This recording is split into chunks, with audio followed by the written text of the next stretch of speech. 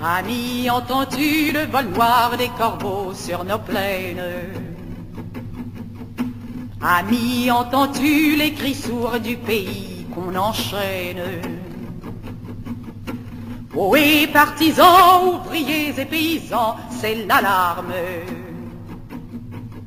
Ce soir, l'ennemi connaîtra le prix du sang et des larmes.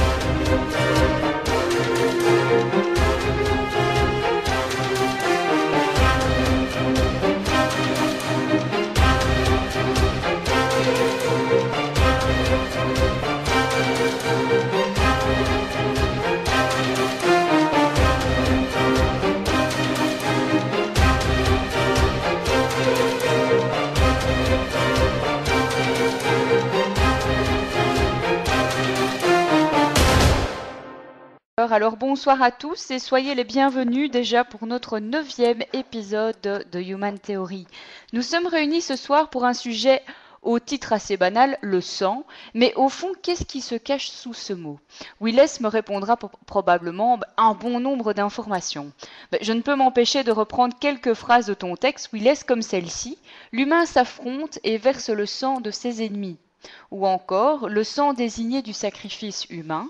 Ou qui ne se souvient pas du conte Dracula, de ces vampires assoiffés du sang, ou encore tout ce qui est terme de sang bleu. Ce sont un peu des phrases clés qui nous viennent lorsqu'on entend le mot sang. Alors qui dit sang dit vie, dit oxygène aussi. Alors que de questions nous nous posons, et j'en ai établi quelques-unes pour ce soir, découvrons-les ensemble. Les mythes, les légendes sur les vampires assoiffés de sang, le conte Dracula. Willes, que peux-tu nous dire là-dessus? Le sang représente la vie, alors que peux-tu dire sur la véritable signification du sacrifice, souvent fait aux dieux, mais pourquoi tuer ceux qui l'a créé? Willes, tu dis toujours que seule la pensée n'a pas besoin d'oxygène. Le sang servant principalement de transport d'oxygène, a-t-il un lien avec ta citation? Alors ensuite, il y aura l'aspect nutritionnel qui apporte quand même des éléments dans le corps. Donc, est-il possible d'apporter de l'oxygène au sang sans avoir recours au système respiratoire? Et comme le sang transporte l'oxygène et que le corps peut en consommer, a-t-on vraiment besoin des poumons pour avoir de l'oxygène dans le corps? L'être humain a-t-il changé depuis qu'il a goûté au sang? Que veut vraiment dire la signification de sang bleu? La consommation de viande est liée au sang, donc qu'a-t-elle comme effet sur le corps humain? Peut-on dire que les personnes végétariennes, dans ce cas, sont différentes, on va dire physiquement, mentalement, métaboliquement, enfin, voilà, y a-t-il des différences à ce niveau-là? Donc voici les questions de ce soir. Nous vous laissons le temps de poser les vôtres, évidemment, comme à notre habitude, en fin de soirée. Donc n'hésitez pas à réagir aussi tout au long de la soirée, aimez nos pages. L'équipe de Radio Rail vous souhaite une excellente soirée en notre compagnie pour le 9e épisode de Human Theory, ayant pour sujet le sang. Willes, Je te souhaite une bonne soirée parmi nous. Je te dis bonsoir malgré les petits soucis informatiques et je vais te laisser commencer. Mais je vous dirai d'abord un mot qui va vous faire rire. C'est le mot banania. Alors, banania, pourquoi j'en parle? Eh bien, banania, c'est comme vous le savez tous, du choco. Donc, on se rappelle tous, c'était la fabrication de ce merveilleux chocolat. Mais, Willes, qu'est-ce que ça a à voir avec le sang et l'oxygène? Eh bien, sachez une chose, c'est que c'est l'objectif de nos conférences. Car Banania, au départ, est un produit qui a vraiment pris le monde dans un tournant. Parce que quand on voyait le symbole Banania qui était représentatif d'un brave nègre, d'un brave noir souriant avec le faciès du négro, eh bien, avant Banania, le négro était le sauvage, le cannibale, le personnage dangereux, proche de l'animal, dont la société en avait peur. Et puis, il y a eu une guerre, les tirailleurs sénégalais, et puis on a fait de ce sauvage, de cet animal à mettre en cage, un brave petit soldat ou encore le personnage bon enfant qui accompagne le blanc. Eh bien, pourquoi je vous parle de ça? Parce que le sang et l'oxygène, c'est un peu une peur aussi par rapport aux légendes, Dracula et ainsi de suite. Et puis un sang qu'on cherche, qu'on analyse, qu'on modifie. Et dont plus tard il sera tellement modifié qu'il pourra nous servir pour beaucoup plus de choses que nous ne pensons actuellement. Je veux dire par là que Banania réussit un tour de force en changeant l'opinion des masses. Du jour au lendemain, que le petit nègre, le faciès du gros négro, se retrouve simplement l'ami de tous les jours, le protecteur du blanc, après la guerre. Bien sûr, je vois que vous me parlez d'autres marques Nesquik comme Benko. Mais il faut savoir que Nesquik et Benko sont des marques qui ont développé le soluble, donc dilué rapidement, mais qui n'a plus le charme de Banania. Vous êtes étonné que je parle de ces marques, c'est pas pour en faire une publicité, mais vous faire comprendre que quand il y a un choc émotionnel, un choc mondial, on sait détourner les masses ou changer subtilement leur opinion. Je reprends par exemple pour Dracula, on peut donc inclure la peur du sang, la perte du sang, le changement du sang, tout doucement y découvrir que le sang est porteur d'une technologie future, et se rendre compte qu'on parle de quelque chose maintenant, et dont plus tard l'opinion publique prendra conscience que le sang découle de légendes et d'images. Eh bien, le sang et l'oxygène, l'un ne va pas sans l'autre. Le sang, lui, fascination pour les uns, crainte parfois pour les autres.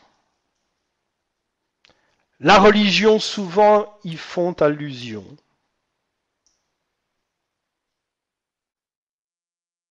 Soit par sacrifice, soit encore par respect de la nature. Les sacrifices, pour moi, ce sont simplement des rituels, ou encore même la donation de son corps, de sa vie, soit pour une philosophie, soit pour un aspect moral, moralitaire d'un pays,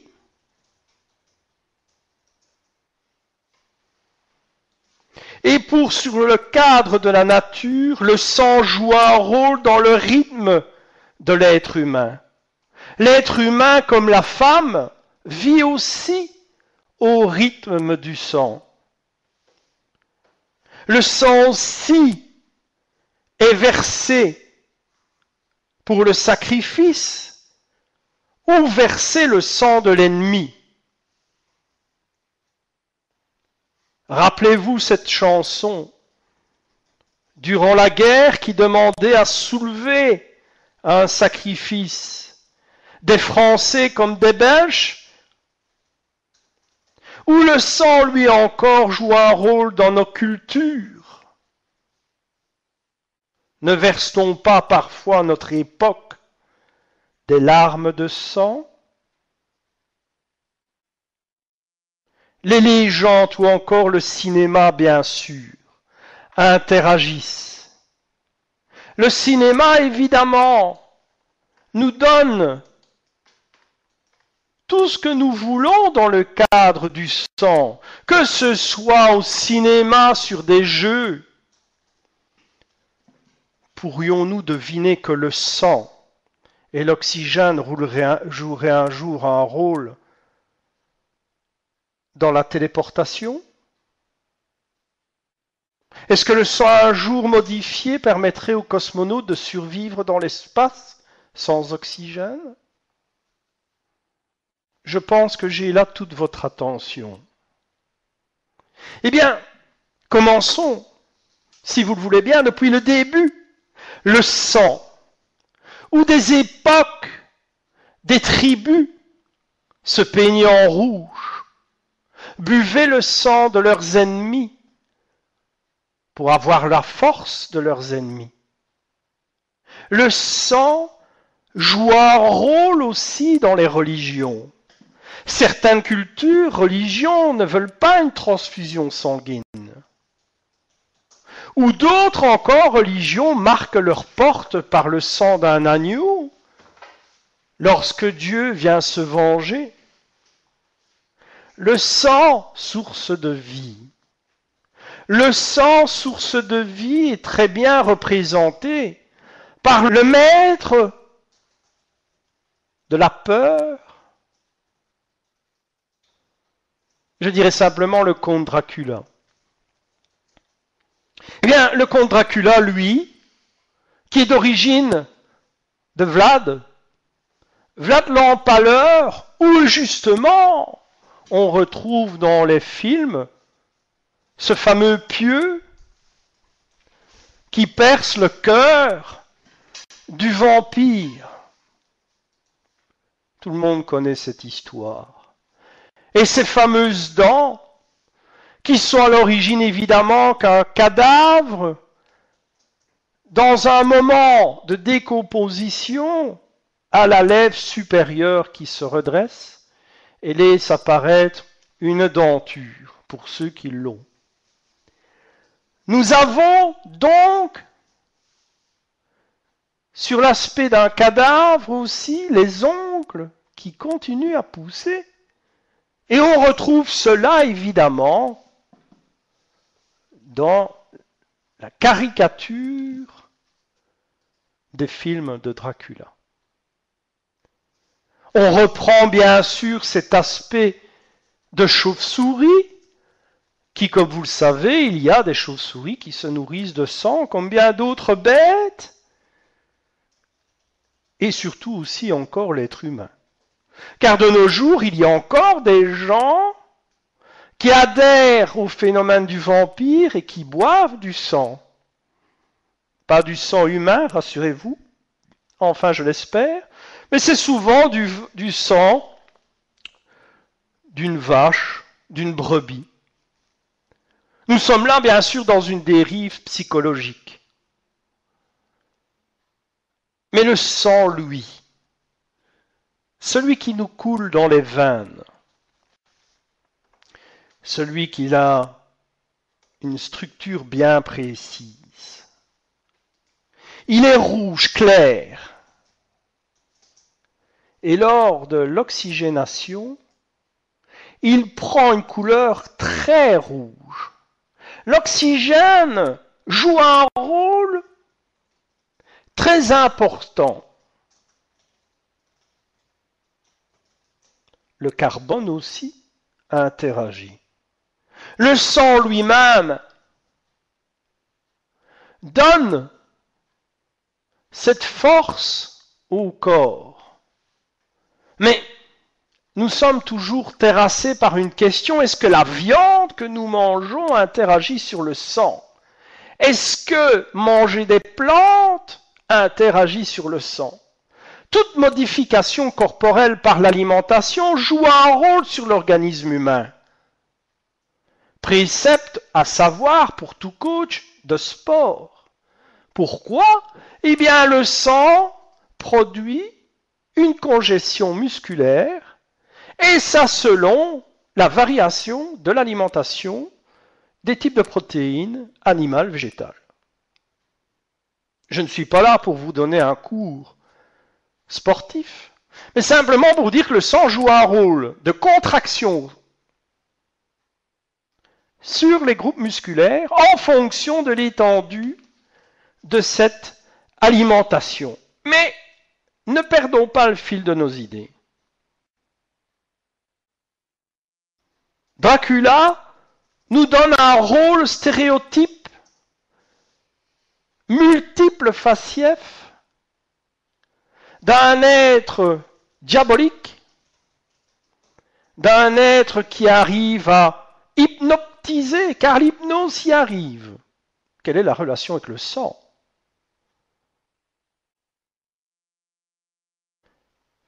Comprendre le fonctionnement humain, l'observation des yeux par rapport aux veines, on peut déceler si la personne est bien portante ou pas, entrevoir aussi certaines maladies.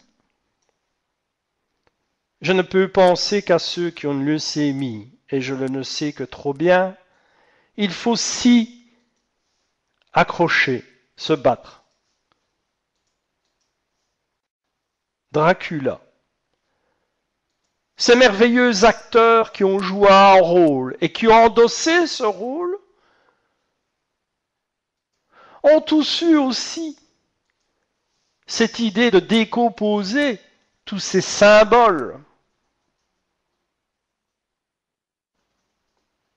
Quittons doucement le cinéma.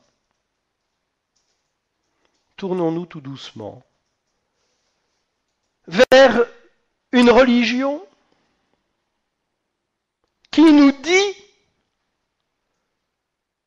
« Prenez mon corps et mangez-le.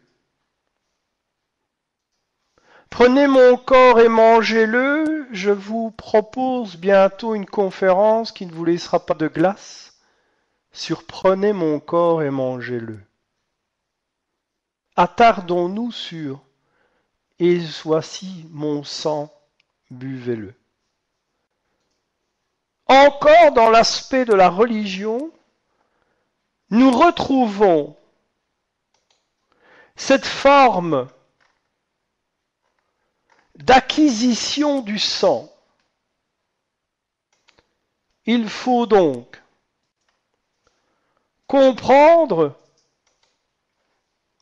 que le sang a une importance pour fournir une croyance, pour fournir l'envie de comprendre le Saint Graal qui a contenu le sang du Christ. Est-ce si terre à terre ou si symbolique? Le passé n'est qu'un futur oublié. Et si certains avaient le courage de se poser cette question, tout terme latin, religieux de quelconque pays reprennent tous des projets qui ont des noms, ou des légendes comme Icare, Mathusalem, Gargantua. Est-ce que ces termes sont utilisés dans le passé ou ces termes sont des reflets que nous avons utilisés maintenant grâce à notre science que nous avons déterminé certaines découvertes et leur approprié des noms précis codifiés qui se sont perdus dans le temps, et que quand le temps a repris son cours après le réchauffement climatique, ces codifications sont devenues légendaires, religieuses. Il y a là une porte à ouvrir, et beaucoup auront peur d'ouvrir cette porte. Car si maintenant nous trouvons des termes précis et qui sont revenus dans le passé, il y a véritablement une question à se poser. Oui, la boîte de Pandore n'a pas donné encore tous ses secrets. Mais rassurez-vous, la conférence doucement arrive sur cette boîte de Pandore. Le sang et l'oxygène, vous le savez, sont primordiaux dans ce travail de l'évolution. Car supprimer l'oxygène d'un individu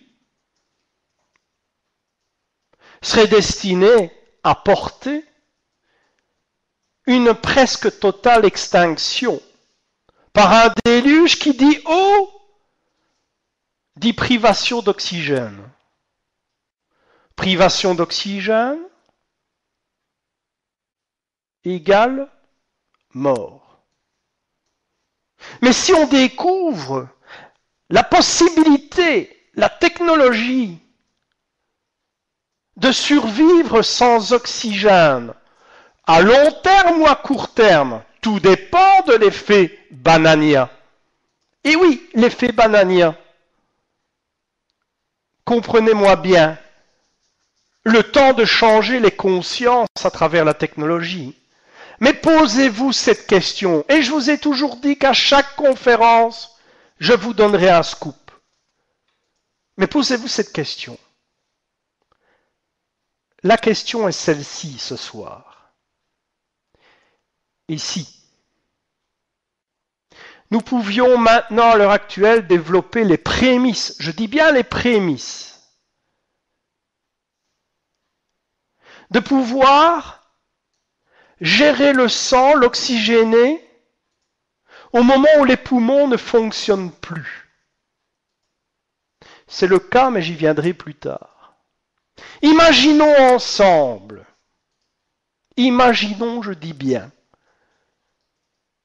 que dans le sang, nous avons la capacité d'interagir pour que les poumons n'aient plus un travail logique à faire. Ça pourrait être dans un moment de défaillance pulmonaire, et Dieu sait que ça m'est arrivé, que cette technologie se prépare, et que cette technologie, évidemment, avance, modifie l'être humain. Alors moi, j'ai une question. C'est un peuple qui gardait, je dirais, une haute technologie, ou qui gardait des restes de technologie, capable de gérer cette forme de respiration artificielle. Je n'impose rien. Mais si ces gens ont l'occasion d'utiliser cette technologie dans l'espace, où il n'y a pas d'air, je pense que ceux du peuple de l'Atlantide pourraient l'utiliser sous l'eau aussi. Réfléchissez bien. Je dis bien. J'utilise le mot Atlantide par référence à ce que les gens connaissent de l'Atlantide et de son rapport à travers le temps et l'eau, la mémoire de l'eau. Chaque chose en son temps. La technologie et la modification sur le sang humain, la course est lancée actuellement par un premier médecin.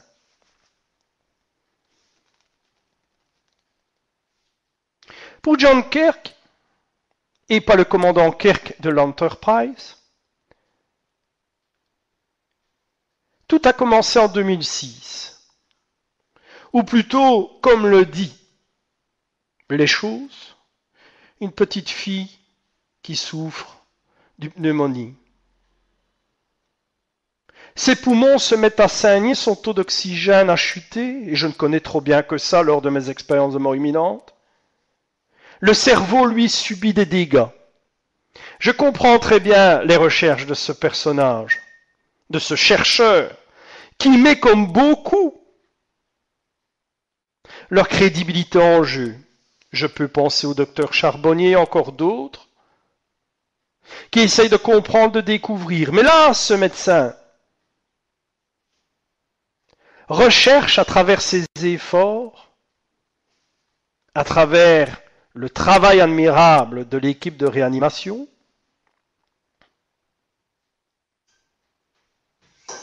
l'enfant meurt quand même, car la circulation ne fonctionne plus. Alors il va étudier, s'arracher les cheveux, et découvrir qu'on peut, pendant un minimum de temps, y introduire des microcapsules d'oxygène. Nous sommes déjà là à prémisse de changement, mais il manque plusieurs éléments. Il n'y a pas de totale réussite, il faut toujours avancer. Et vous le savez tous, très souvent, c'est celui qui est à l'article de la mort ou encore un animal. On pourra dans le futur se baser évidemment encore sur l'intelligence artificielle. Mais est-ce que l'intelligence artificielle aura la notion de la vie et de la mort? C'est encore quelque chose que nous devons comprendre à travers l'intelligence artificielle. Alors restons terre à terre dans le développement de ces recherches. Le sang pourrait, dans un laps de temps, jouer un rôle de soutien pour le travail circulatoire, extracorporel. La science, doucement, annonce un liquide. Un liquide de microcapsules. Mais ce liquide ne peut pas être placé aussi facilement que ça. Alors, il faut interagir correctement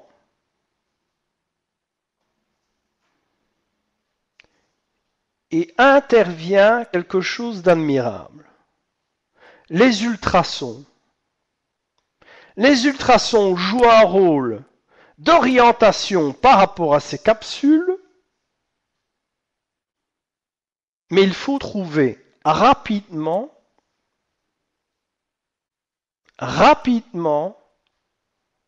la veine. Et les veines, c'est pas toujours évident de trouver. L'Australie. Non, l'Australie ne va pas donner des kangourous à ce médecin pour tester. Mais l'Australie, elle, trouve un système, une lampe, capable d'éclairer n'importe quel humain, mais surtout toutes les veines de l'être humain. Et ça, l'Australie avance. Ce qui est curieux, c'est que toutes les recherches sont diversifiées dans différents pays. Est-ce que c'est du hasard? Je ne pouvais penser, et j'y pense souvent, à cette fameuse guerre de 40-45, où les Allemands avaient dispersé leur premier avion à réaction. Je veux dire par là que, admettons, au nord de l'Allemagne, on fait les ailes, à l'est de l'Allemagne, on fait les moteurs, enfin, Vous avez compris ce que je veux dire, et puis on rassemble tout dans un lieu secret. Mais moi je peux vous dire une chose. Si dans chaque pays il y a une recherche qui doit s'associer comme un puzzle, c'est pas pour rien. Et si un jour tout s'assemble pour que les gens partent, et pour connaître ces endroits, il est clair que j'utiliserai les champs de trail. Ça c'est sûr. Mais ceci est une autre histoire. Les Australiens donc retrouvent un système, mettent au point un système qui fonctionne bien sûr grâce à la lumière infrarouge. Et cette lumière infrarouge a la particularité d'être percée, je dirais, d'être reconnue par l'hémoglobine. Mais cette hémoglobine est désoxygénée. Voilà une association intéressante.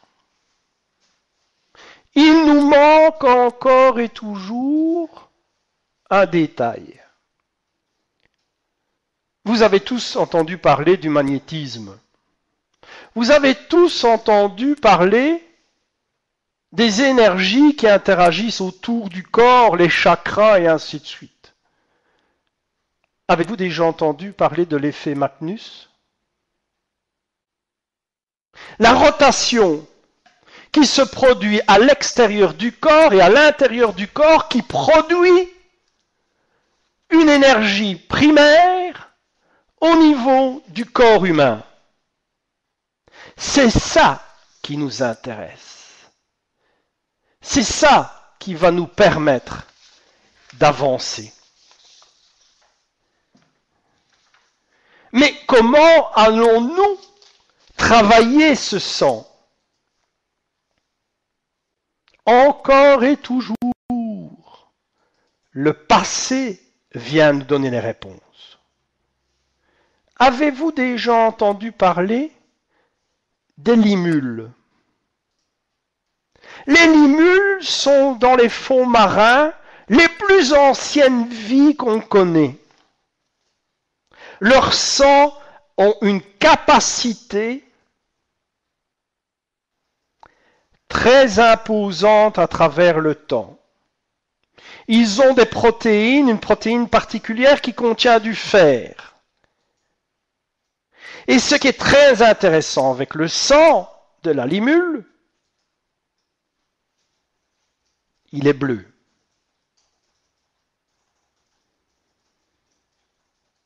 Et Dieu sait que plus tard, nous pourrons changer le sang. Vous me direz, il y a des légendes, Willes, où on a capturé une femme au sang bleu. On sait très bien, bien sûr, qu'il existe une maladie. Pas les schtroumpfs, on est d'accord, mais existe une maladie qui donne une teinte bleuâtre à la peau, oui. Mais certaines personnes qu'on a trouvées, qu'on a hospitalisées, qui disparaissent comme ça, légendes urbaines, ou peut-être encore quelque chose de plus ouvert, arrivons à reculer le temps. Car la science, la technologie se bat contre le temps.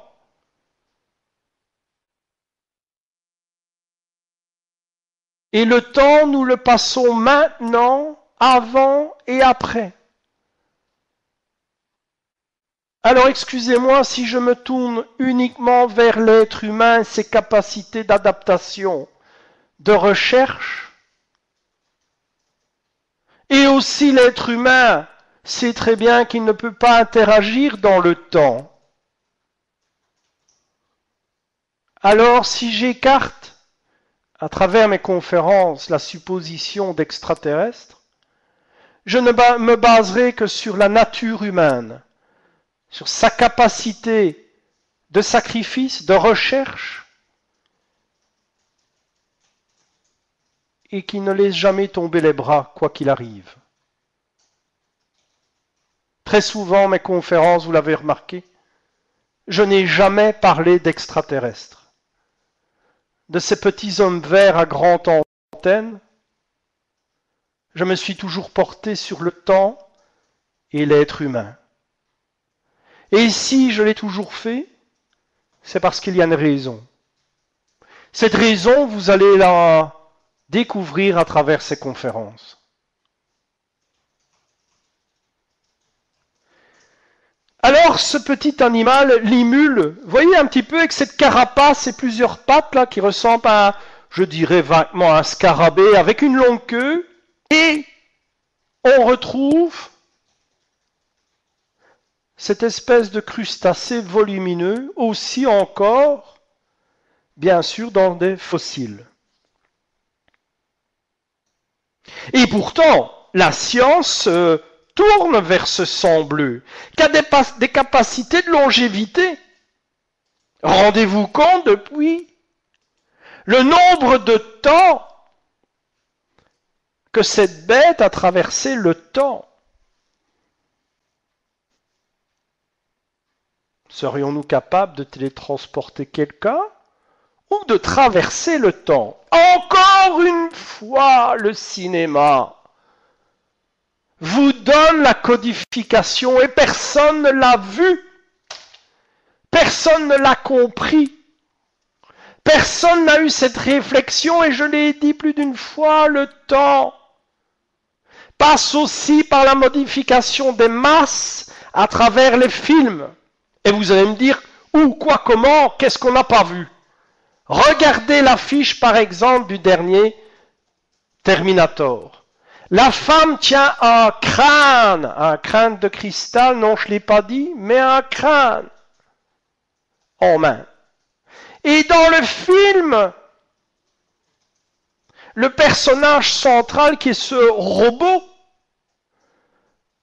n'est pour, je dirais, dans l'événement et l'action, n'est pas télétransporté vraiment. On voit à un moment donné qu'il dit « je vous attendrai ». Donc il passe une période, je ne sais plus moi, 10, 15 ans, 20 ans, que sais-je, pour que les héros reviennent. Bon, il a un peu blanchi, il a un peu vieilli.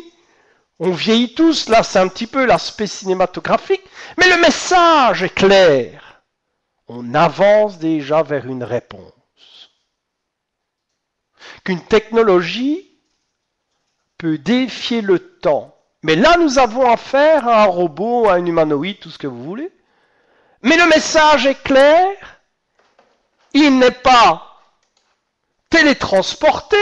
Il attend jusqu'au moment où il revoit ses deux comparses, ses deux amis.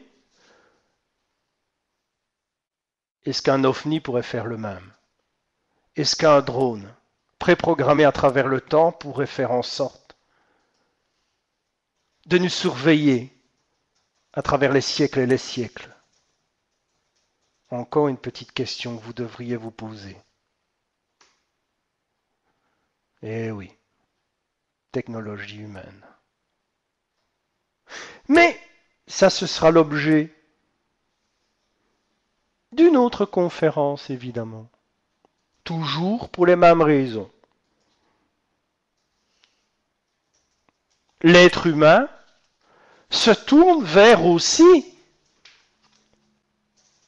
la restructuration du sang, la recherche aussi à pouvoir, et là ça nous ferait peur, préprogrammer un enfant. Nous pourrions, pas maintenant, mais plus tard, avoir un enfant sur commande.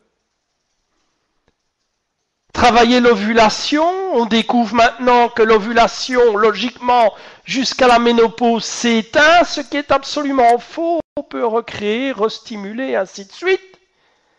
Mais c'est pas ça qui me fait peur. Mais c'est pas ça qui me fait peur.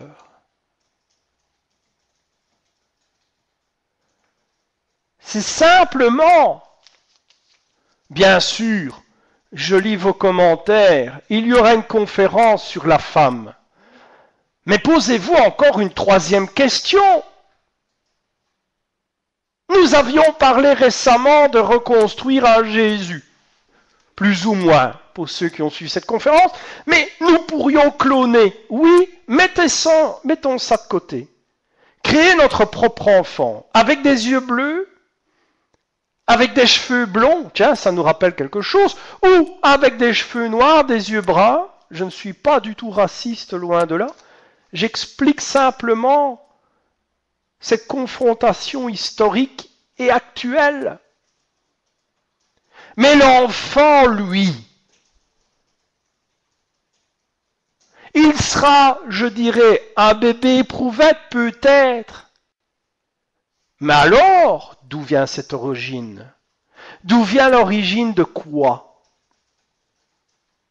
De ces flammes jumelles? De sa deuxième personne, de son âme sœur? Et là, je vous promets une solide conférence sur la technologie humaine et l'âme sœur. Oui, en effet. Elles sont prêtes, tous classifiés. Continuons notre petit voyage. Dans la téléportation, vous le savez tous, j'en ai parlé. Ceux qui le croient, ceux qui ne le croient pas. Si nous interagissons dans la téléportation, il faut d'abord savoir que, comme je l'ai souvent dit, l'individu doit accepter le démantèlement de son corps, c'est-à-dire mourir d'une certaine manière, et se recomposer d'un autre côté. C'est relativement difficile, mais ce que nous devons savoir, et là j'ai pris quelques petites notes parce que j'ai peur d'oublier, on vieillit. Il y a quelque chose qui ne se recompose pas immédiatement. C'est le sang. Car le sang, lui, naturel, qui n'a pas été modifié, ne perd pas de sa structure. Simplement que la constitution directe du sang ne prend pas le rythme du corps physique qui vient de se recomposer. Le souci, en réalité, c'est pas véritablement le sang, c'est l'azote. Car l'azote, lui, se reconcentre plus vite que la formation du sang et produit une perte de la mémoire et offre un état de catalepsie. Voire, comme vous connaissez tous, le souci du plongeur, c'est exactement la même chose. Tiens, drôle de relation avec l'eau et l'oxygène. Vous savez tous ce qui arrive à un plongeur quand il a trop d'azote. Il doit passer par des paliers de décompression et parfois même d'urine dans le sang. L'ivresse des profondeurs, on connaît.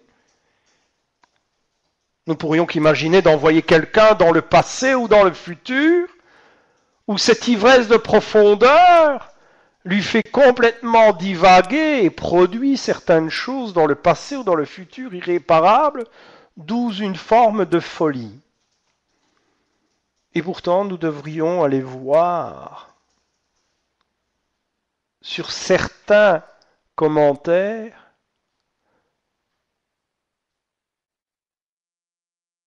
de chercheurs sur la folie entre 1800 et 1900. Pour celui qui a le courage, il cherche. Il se posera des questions. Bref, c'est pas pour rien que dans Terminator, on voit l'aéro que je ne sais plus, Sarah Connor, c'est ça je crois, dans un asile psychiatrique. Tout est relatif parce qu'on met la masse humaine vers le cinéma pour tout doucement la modifier. Télétransportation, nous avons pour le moment la capacité d'envoyer des informations. Je ne parle pas d'un être humain, mais des informations précises. Nous le faisons encore maintenant, tous les jours, maintenant actuellement, à travers le temps. Vous me répondez, je vous réponds, nous passons à travers le temps.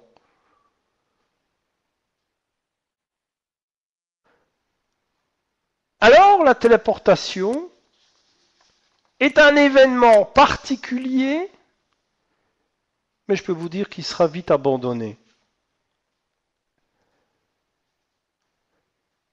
Retournons plutôt vers le concret.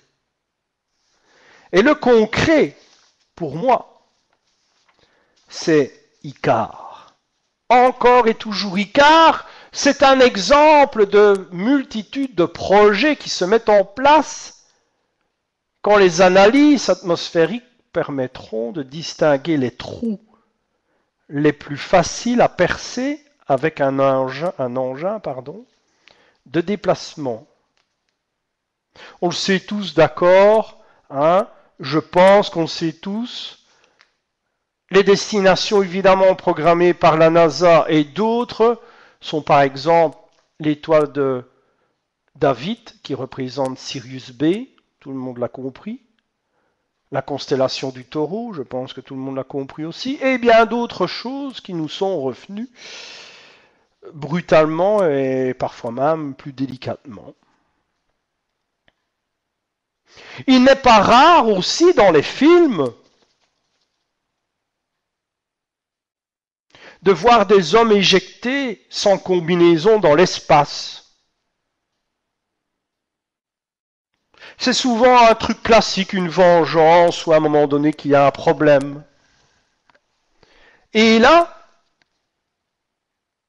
soit l'être humain explose, il brûle, il se déchire. Enfin, toutes des hypothèses. Mais qu'est-ce qui se passe en réalité ? Eh bien sûr, se trouver dans l'espace sans technologie adéquate nous conduit inévitablement, bien sûr, à la mort de celui-ci. Parce que les conditions spatiales jouent un rôle sur l'effet Magnus. Eh oui. Car, comme la télétransportation, il y aura une prise en charge rapide des molécules d'air.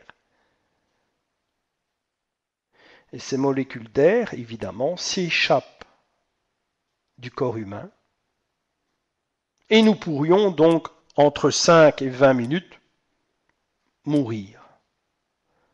Imaginons maintenant qu'un individu qui a pour mission d'aller sur une autre planète, chercher de l'eau, chercher quelque chose d'important, voire même peut-être avec, je le dirais pas, avec une technologie proche du PS4, de pouvoir faire le point. Et si sa combinaison est défaillante, s'il y a agression, je dirais agression d'une éventuelle chose, lesquelles, mais oui, là, tu parles d'extraterrestre, c'est un extraterrestre qui l'attaque. Pas nécessairement, vous savez tous qu'autour de cette planète proprement dite, la Terre, il y a des déchets. Il y a des déchets de tout ce que nous avons fait, utile et inutile. Et il parcourt aussi, bien sûr, l'espace. Tout peut arriver. Alors, si nous aurions au point une technologie capable de soutenir une personne en détresse et de pouvoir venir la rechercher, ou qu'elle-même, avec d'autres systèmes, puisse avoir le moment fatidique de secours.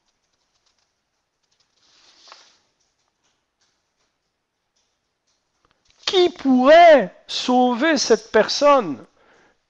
Une technologie encore et toujours par rapport à ces microcapsules, bien plus élaborées évidemment, ou tout simplement un drone.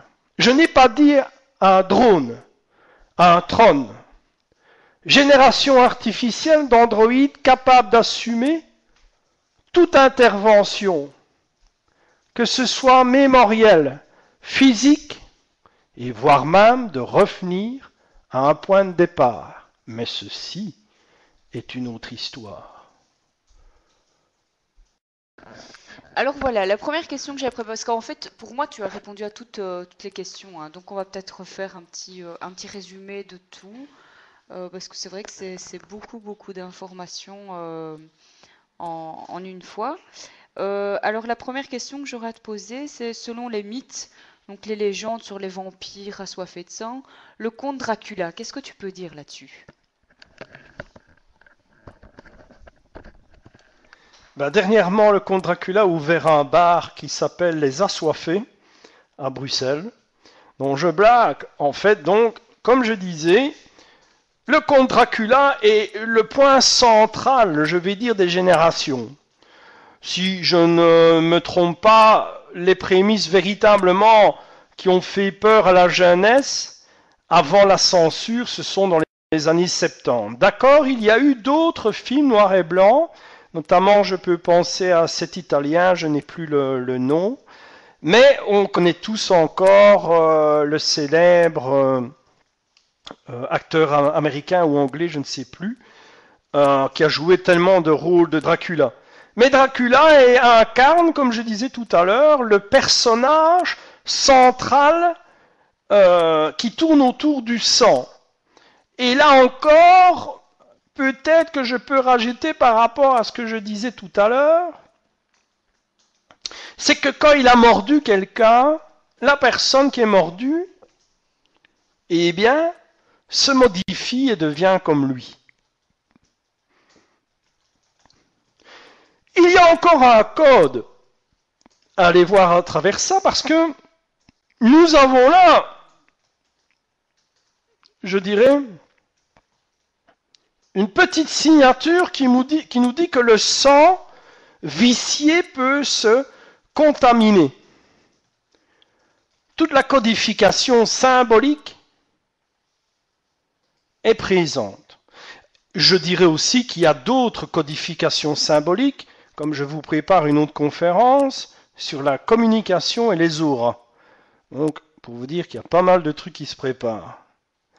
Mais Dracula, je dirais, est l'icône pratiquement centrale du mythe sur le sang et des assoiffés du sang. C'est tout ce que je pourrais dire. Merci. Alors je vais enchaîner avec une autre question. Donc le sang représente la vie. Alors que peux-tu dire sur la véritable signification du sacrifice souvent fait aux dieux? Donc alors pourquoi tuer ce qu'ils auraient créé? Je ne sais pas si ma question est claire.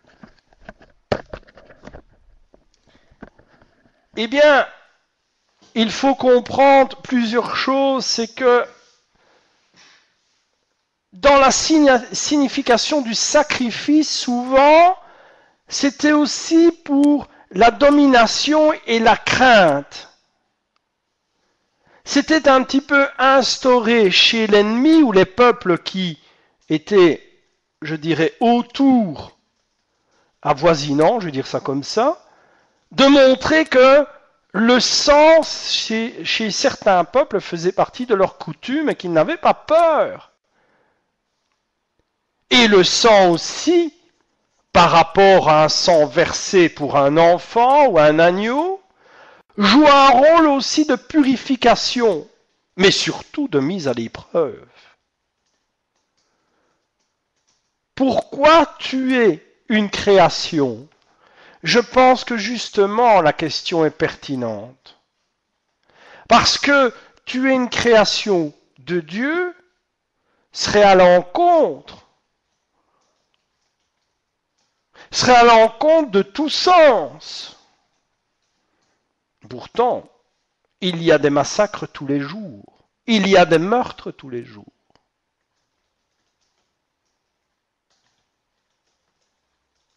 Le sang représente aussi véritablement la crainte, la délivrance, ou aussi les peuples qui commencent peut-être de nos jours à se demander quel chemin nous avons pris. Bien sûr, on le sait que le sang sera encore versé. C'est inévitable. Le tout, c'est de pouvoir arrêter l'hémorragie. Ça, c'est pas évident. Voilà, je te retourne le micro. Merci. Alors, Willis, tu dis toujours que seule la pensée n'a pas besoin d'oxygène. Alors, le sang servant principalement de transport d'oxygène, y a-t-il un lien avec ta citation?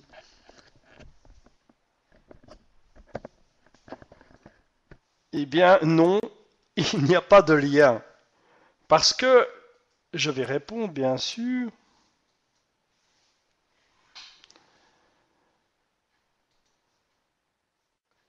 le sang sert principalement de transport oxygène dans le corps et tout ça. Là, on est d'accord, on en a parlé. Mais quand je parle, seule la pensée n'a pas besoin d'oxygène. Nous sommes là dans encore une technologie que nous ne connaissons pas véritablement maintenant. Car malgré toutes les expériences de la science pour éviter le pire, la pensée, elle a survécu. Comme je vous l'ai dit aujourd'hui, il y a bien sûr des tests, j'en ai déjà parlé, de toute communication, spiritisme, et ainsi de suite. On ne va pas revenir vraiment sur les détails où on pose une question en étant vivant et puis on a quand même une réponse de quelqu'un qui n'est plus là, donc qui n'utilise aucun oxygène. Nous sommes là dans un stade vibratoire. En fait, c'est une vibration bien précise sur une codification espace-temps qui n'a pas encore été déterminée. Et pourtant, ça a un rapport avec les crop circles. Bizarre, hein? Comme c'est bizarre. Vous avez dit bizarre? Alors, simplement, ce sont les vibrations. Vous allez me dire pourquoi les crop circles. Vous verrez, chaque chose en son temps. Chaque chose en son temps. Alors bien sûr, seule la pensée n'a pas besoin d'oxygène, ça n'a pas de rapport avec l'oxygène, le sang, le transport dans le corps. Pas du tout. Voilà.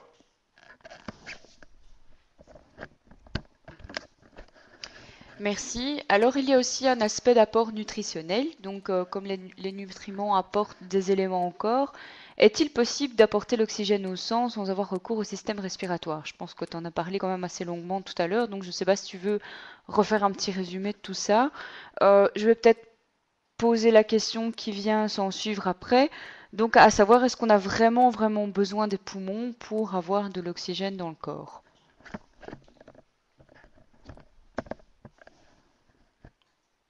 Bien évidemment, l'apport nutritionnel, comme je disais, a une modification dans le corps.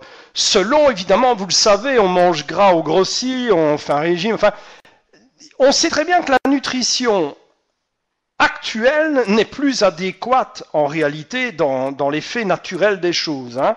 On est d'accord pour ceux qui disent, voilà, la nutrition saine et patati patata, on est loin du compte. On est plus sur un apport, je vais dire, pécuniaire que la réalité des choses.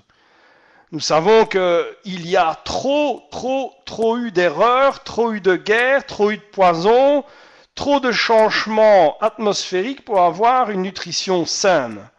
Je pense que ceux qui sont véritablement braqués sur l'apport nutritionnel sain savent qu'on ne retrouvera plus jamais des aliments corrects, capables de remettre en fonction certains organismes dans le corps pour pouvoir nous régénérer et faire face à d'éventuelles choses. Il serait inadmissible maintenant d'avoir des gens qui vous disent qu'on peut accéder à une nutrition parfaitement saine. C'est faux. C'est faux. On peut frôler une alimentation saine. Mais avoir un ensemble complet qui peut modifier, restructurer ou remettre en place un organisme, non, c'est trop tard. C'est trop tard. Mais bien sûr, sur l'apport nutritionnel végétarien ou encore carnassier, comme disait un ami, il y a bien sûr une modification corporelle et de la pensée aussi.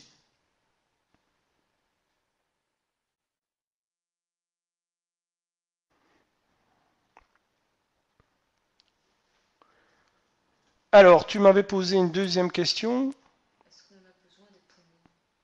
Eh bien, évidemment, dans la logique des choses, nous avons besoin de nos poumons. Ça, c'est le b.a.-ba de la respiration, mais n'oublions pas que la science aime bien titiller les choses. Elle aime bien créer ces monstres de Frankenstein.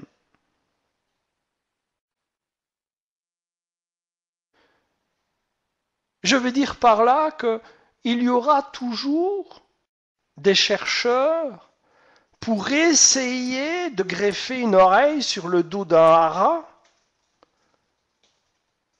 Il y aura toujours des animaux qui paieront d'abord et puis nous chercherons pour nous adapter, modifier. Si jamais un jour l'oxygène chute, avoir la possibilité de temps en temps mettre nos poumons à repos, le temps de les nettoyer et puis de les remettre en...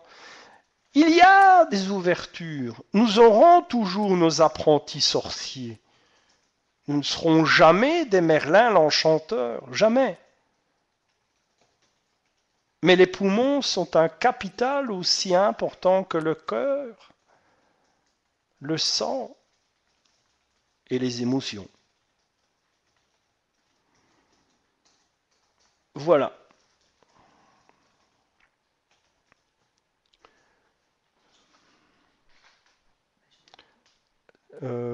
Voilà, qu'est-ce que tu avais encore comme question? Ah, je vais te passer le micro, excuse-moi. J'aime bien parce qu'il me regarde en me disant est-ce que tu as d'autres questions? Je dis oui, mais j'ai pas de micro.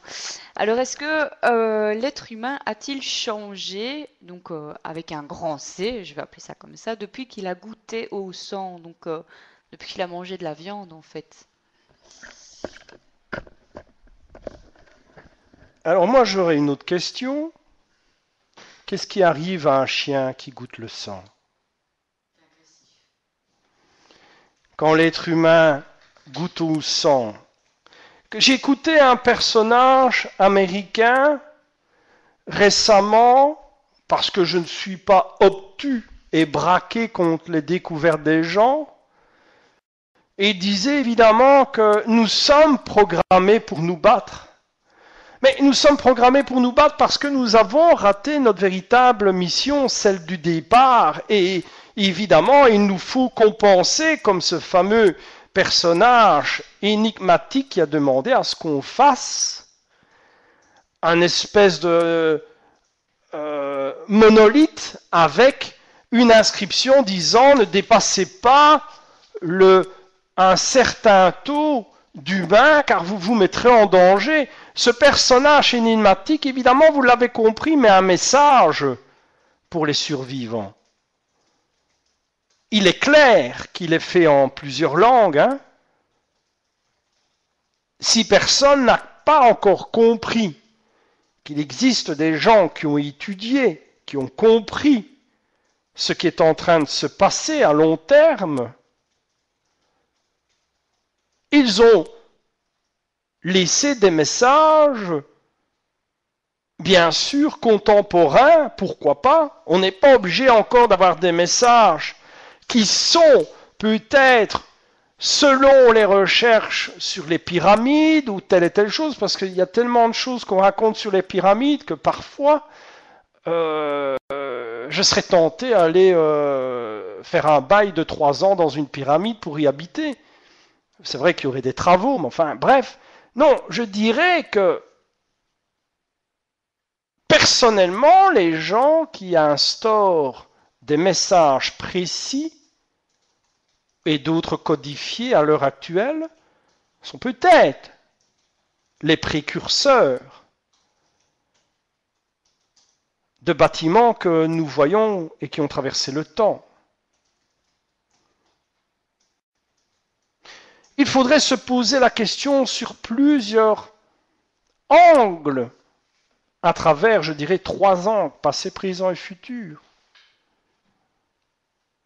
L'être humain, bien sûr, a changé dès qu'il a goûté au sang. Il l'a introduit dans ses cultures, dans sa méthode de vie, même dans ses recherches lors d'un crime. Le sang joue un rôle dans toute l'évolution de l'être humain, sur tous les aspects. Oui, l'être humain a changé. Le jour où il a tué son frère, dans Caïn et Abel. Voilà, je me tourne vers toi pour les autres questions. Oui, est-ce que tu peux expliquer ce que veut dire vraiment la signification de sang bleu? Je pense que tu en as un peu parlé tantôt, mais je ne sais pas si tu as vraiment parlé du fait de la royauté, etc. D'où vient ce mythe? Eh bien, le sang bleu, à la base, sur l'évolution des dynasties, c'est un petit peu le sang pur. Le sang qui est, je dirais, meneur des troupes. Le sang bleu d'origine, à la base, de dire qu'il était, comment dirais-je, noble, et de l'histoire d'un prince qui devient roi, et on voyait véritablement ses veines. Dans les combats, voire même après, les veines ressortaient d'un bleu extraordinaire, et on disait il a le sang bleu, il a un sang vraiment royal, noble. Ça se passait il y a longtemps.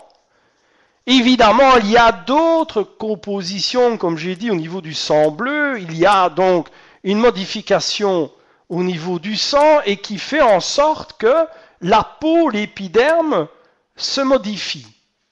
Mais la modification de l'épiderme, c'est dû à une forme de maladie, mais pourtant notre épiderme aussi, à travers le temps, a changé.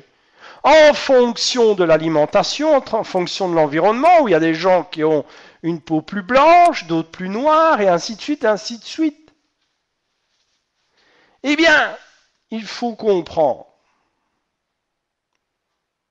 que derrière tout ça, il y a bien sûr des traces qui ont traversé les cultures. Mais le bleu ne vous rappelle rien? Le bleu n'est-il pas un contact? N'est-il pas une forme de contact?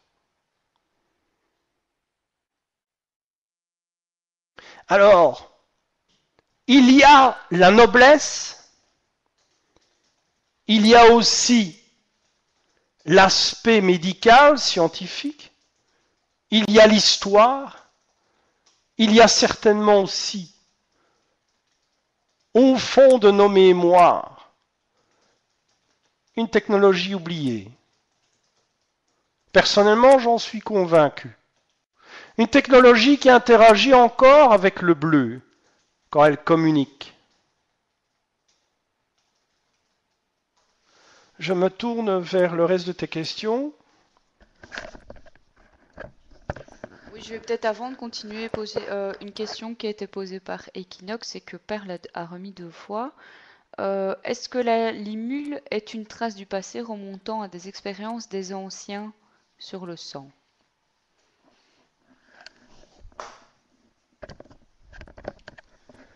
Donc, si je comprends bien ta question, Equinox, tu parles de limule, donc la fameuse bête, voilà. Il faut savoir une chose, c'est que on a pris en considération une évolution.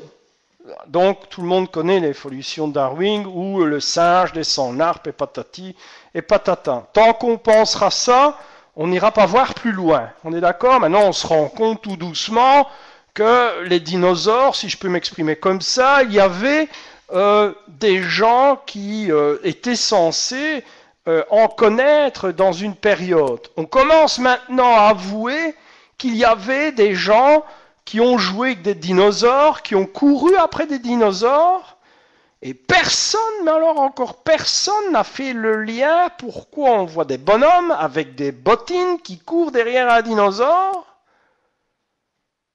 Qu'est-ce qui s'est passé? Mais qu'est-ce qui s'est passé qu'il y a encore des survivants après un réchauffement climatique capables d'utiliser des bottes? Parce que nous voyons des empreintes de bottes. Nous ne voyons pas la tenue du gars qui court derrière un dinosaure. Est-ce que cette tenue est une tenue, je dirais, d'homme de Cro-Magnon, on va dire ça comme ça, d'homme de la préhistoire? Est-ce que cette tenue est une tenue de cosmonaute? Ou est-ce que cette tenue est celle des 72 personnages qui ont survécu, que nous avons appelés Métatron et compagnie? Qui sait? Chaque chose en son temps. Mais tout ça doit être caché. Il faut absolument cacher ça. Rendez-vous compte? On remet alors en question l'époque de l'obscurantisme qui a pris un laps de temps pour effacer notre mémoire, pour nous imposer une forme de doctrine élémentaire. Qu'est-ce qui s'est passé? Alors, évidemment, il est clair que quand on remonte le réveil et que le réveil se remet à tourner dans le monde, il y a des modifications. La vie reprend son cours.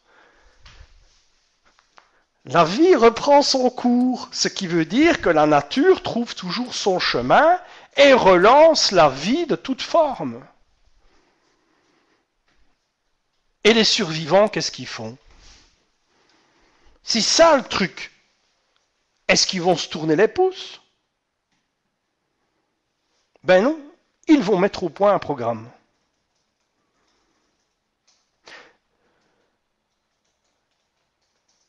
Voilà, est-ce que tu avais encore une question? Oui, en plus la question s'allie avec d'autres questions qui tournent ici. En gros, est-ce que la nutrition peut changer mentalement? Ma question ici, c'était est-ce qu'on peut dire que les personnes végétariennes sont différentes à ce niveau-là? N'oublions pas que nous sommes au XXIe siècle. Si je vous dis que l'alimentation végétarienne modifie un corps ou l'esprit, oui. Est-ce que j'ai des preuves? Non, mais je l'ai vu, je le sais. Mais alors, Willis, comment allons-nous avoir une preuve que tout ce qui est sur un apport végétal, nutritionnel, peut faire en sorte qu'on voit la modification? Alors moi, je vais vous dire un petit truc, si vous le permettez. La nutrition végétale permet de maintenir, on appelle ça un phénomène de momification. Attention, je ne parle pas des momies égyptiennes. En fait, l'apport végétal permet aux muscles de garder un taux correct et de ne pas avoir un développement complet de masse. Vous allez me dire, qu'est-ce que tu nous racontes, Willis? Eh bien, c'est simple.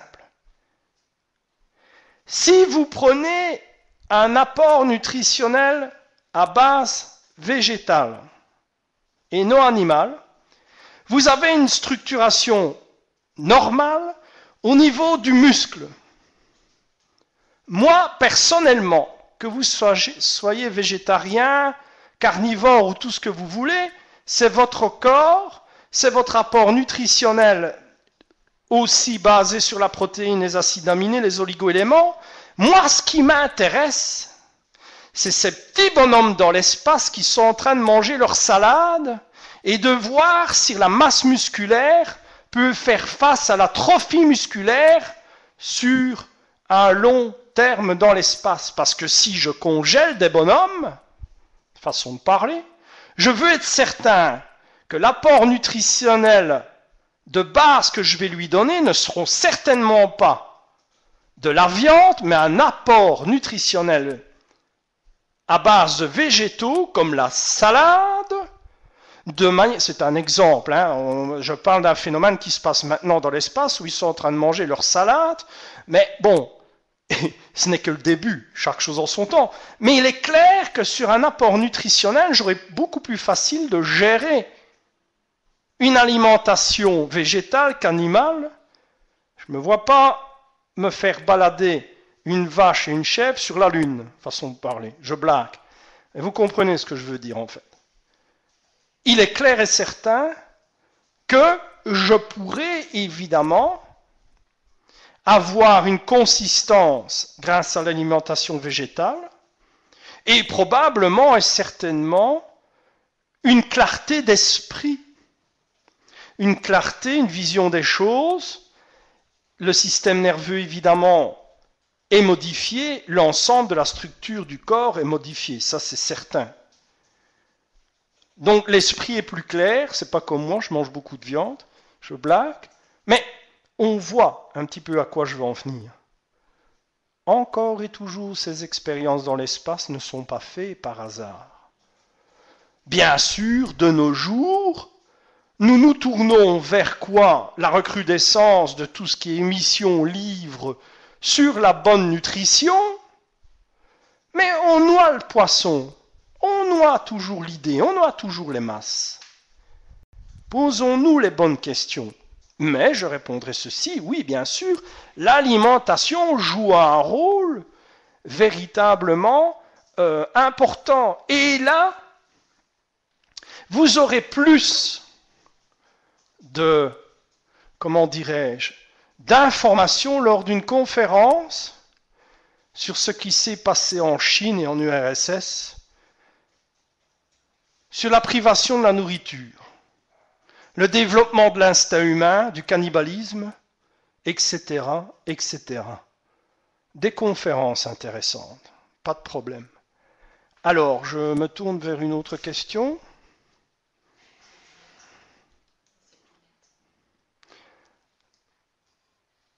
Je me tourne vers les questions. Bien sûr, comme je disais, donc, l'alimentation, quand je disais que je n'avais pas de preuves, évidemment, c'est de photos ou quoi que ce soit à vous donner, mais dans le cadre de mes expériences au niveau sportif, les gens que j'ai entraînés, vous l'avez vu que je n'ai pas inventé, la disposition nutritionnelle chez un individu ne convient pas à un autre. Il y a des régimes parfois qu'il faut faire attention. Pourquoi? Parce que la personne maigrit. Bien sûr, elle perd du poids, mais il y a le système nerveux aussi.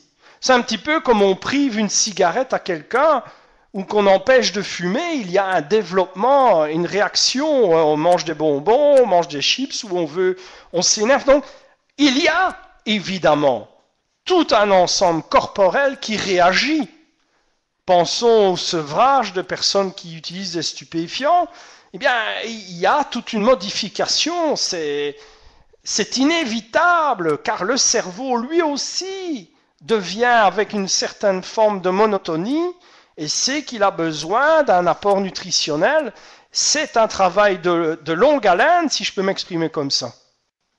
Alors oui, il y a des modifications dans tout le corps, voire même qui dit gestion et transformation dans la boîte crânienne, je dirais, mais c'est vraiment subtil, on est d'accord, mais ça influence la pensée, bien sûr. Si vous avez faim, est-ce que vous allez savoir penser correctement?